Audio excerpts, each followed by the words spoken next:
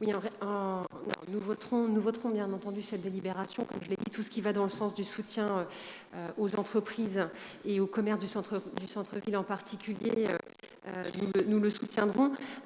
Simplement sur ce que vous avez dit, Monsieur Le Gougeon, sur le fait qu'il n'était pas possible d'anticiper... Merci. Donc, Monsieur Le Gougeon, vous nous avez indiqué qu'il n'était pas possible d'anticiper un second confinement, mais j'ai envie de vous renvoyer à la notion de prospective. Ça fait quelques années maintenant qu'on parle de Figital, ça fait quelques années maintenant qu'on parle de la difficulté des petits commerces et des commerces de centre-ville face d'abord à la concurrence des grands centres commerciaux en périphérie et au commerce en ligne.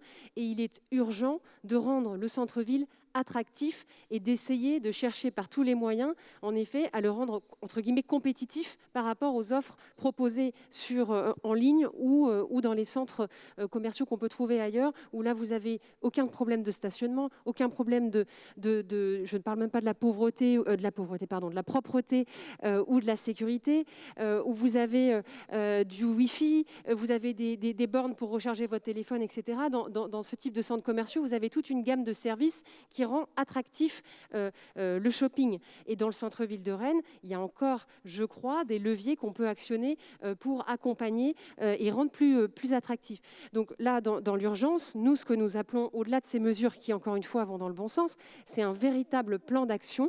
Je rejoins les propositions qui ont été formulées par Monsieur Compagnon tout à l'heure sur le stationnement, une gratuité du stationnement qui pourrait être instaurée, par exemple, le matin, pour pouvoir mieux organiser les flux et éviter justement les rassemblements de personnes aux mêmes heures de la journée, avoir une gratuité du stationnement et des transports ponctuels le week-end, le matin par exemple, semblerait être une bonne solution. Par ailleurs, on peut installer des bornes Wi-Fi dans le centre-ville, on peut accompagner la digitalisation des commerçants, mais aussi des restaurateurs. Des initiatives comme Ton Resto à la maison pourraient être soutenues. Aujourd'hui, vous avez quelques dizaines de restaurateurs qui sont référencés, pourraient être soutenus, financés, accompagnés. Et surtout, une communication pourrait être lancée sous la forme d'une sorte de grand menu qui mettrait à disposition l'offre des restaurants rennais qui existent aujourd'hui à emporter.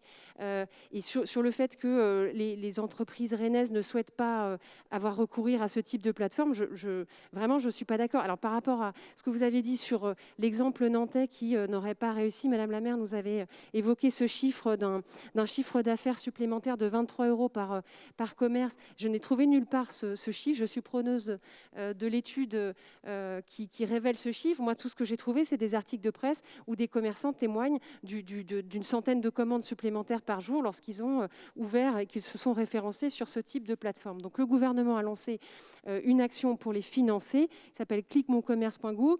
Des aides, près de 20 000 € sont attribués aux collectivités pour mettre en place ce type de marketplace.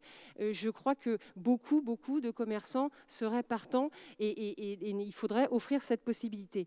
Et enfin, dernier axe de ce véritable plan d'action qu'il faut mettre au service des entreprises pour favoriser le recours aux aides. J'en parlais tout à l'heure dans mon intervention liminaire. C'est une véritable cellule, une task force, si vous me pardonnez cet anglicisme, qu'il faut mettre en place, de mon point de vue, en direction de ces entreprises pour les accompagner, les conseiller dans les difficultés qu'elles traversent, qu'elles soient d'ordre comptable, d'ordre financier.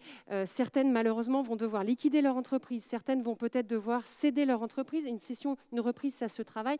Donc tout ça, c'est du conseil qu'on pourrait leur proposer si on mettait en place une véritable cellule d'accompagnement avec, si j'ose dire, du coaching en direction de ces entreprises et être certain qu'elles puissent bien bénéficier de toutes les aides auxquelles elles ont droit.